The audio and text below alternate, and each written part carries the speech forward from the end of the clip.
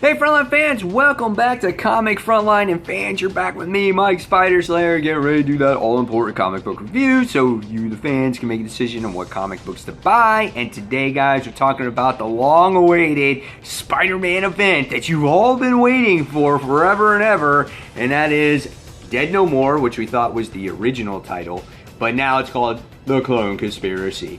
And here we get to see Spider-Man, sticking to the walls in the background, and then he's got the Jackal in the background looking over him, probably sitting there doing the evil laugh.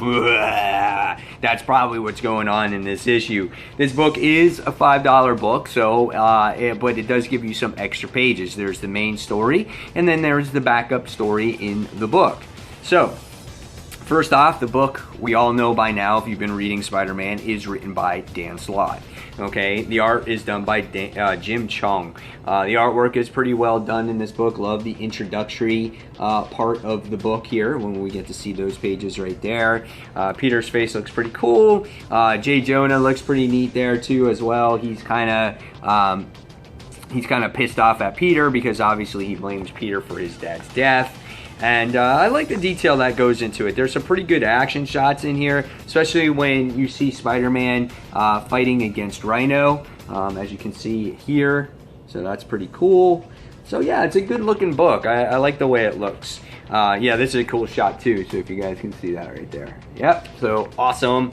So, what was this first issue about? Well, first things first is that it does a pretty good job at being new reader friendly. If you have not read Spider-Man recently and you want to actually catch up with it, it does a pretty nice job at telling everything that Peter's been going through with the new technology about, J. Jonah Sr., what happened to him and his industrial worker that had an accident. So it does a really good job at describing all that. So the book picks up right where Amazing Spider-Man last left off.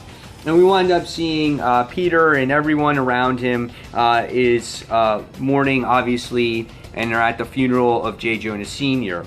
And, of course, the first thing that happens is J. Jonah Sr. actually winds up blaming Peter for the whole situation because he was the one that made the call and he kind of convinced his father to go against it. And, obviously, Peter had his own reasons behind it because every time he used his coworker pretty much as that guinea pig for the new technology. Every time you come close to him, it set off his spider sense. So he didn't sign off on it, and that's why J. Jonah Sr. never got the actual treatment. And it does a good job at explaining what happens in the book. So what happens is Peter wants to investigate more on what Jerry's been going through, which was his worker. And we find out that he went on a camping trip. And then what happened is he didn't take his medicine. So if you wound up reading the previous issue of Amazing Spider-Man, Jackal made it a thing saying, you need to take these medication. If you don't take the medication, something bad's going to happen to you. So what happens is something severely bad happened to the husband, and we find out that it's a cellular degeneration, kind of what Kane always went through. So Peter finds out that this whole thing is going south really quickly. He finds out that they took Jerry away and he winds up becoming this, he's just in this test tube now, and he's just like bones or whatever it is. And you're like, oh shit. And the next thing you wind up seeing is that intruder alert, everyone starts going after Spider-Man in the book. There's some great humor in the issue as well as Spider-Man sees the new female Electro for the first time, and he's kind of like, what are you, Electra? Or are you she-Electro? It's so funny. There were some great comical moments. But, he beats the villains really quickly here in the book, and then by the time we wind up getting into it, in the end, he winds up coming across Gwen Stacy, and it's not sending off his Spidey sense, and he also runs into Dr. Octopus.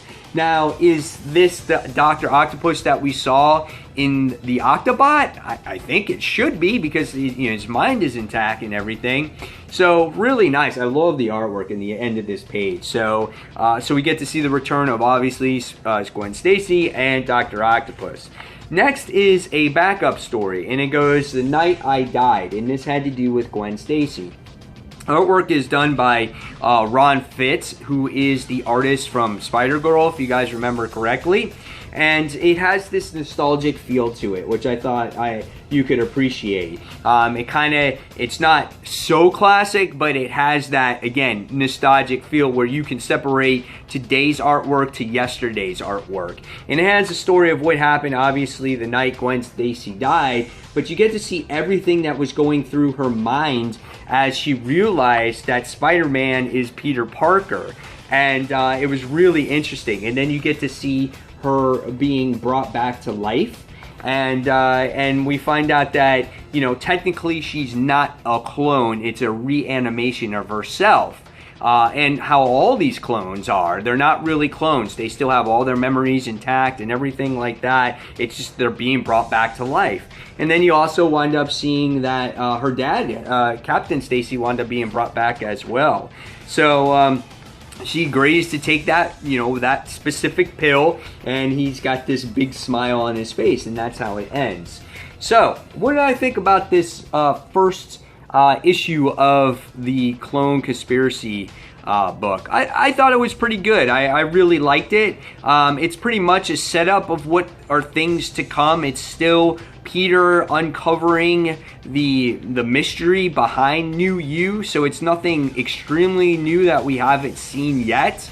But it was pretty cool to see Gwen Stacy and her thoughts on what she went through when she was being brought back to life. And it was good to see her get back into the main story, and it was good to see Dr. Octopus get back into the main story as well. So I can't wait to see issue 2 to see how the story progresses more. I think that's really going to be the outcome of this event. If it's going to be slow-paced, if it's going to be fast-paced, you know, I don't want it to drag out. I want it to, you know, tell a solid story with good action and get discoveries as we go along.